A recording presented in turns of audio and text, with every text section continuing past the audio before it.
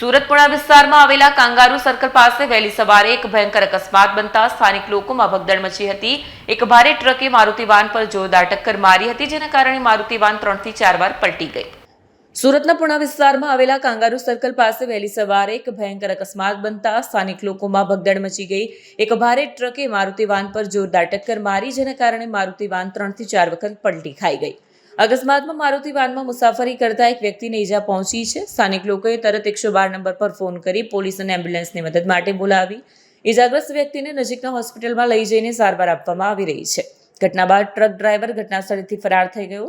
Police તરત ઘટનાસ્થળે પહોંચી તપાસ શરૂ કરી છે। પોલીસ અધિકારીઓએ જણાવ્યું કે અકસ્માતના કારણો અને ફરાર ટ્રક ડ્રાઈવરની શોધખોળ માટે તપાસ ચાલી રહી છે।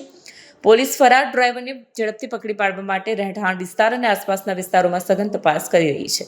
કેમેરામેન હકીમ શેખ સાથે વસીમ હાસમીનો રિપોર્ટ, આઝાદ ન્યૂઝ, સુરત।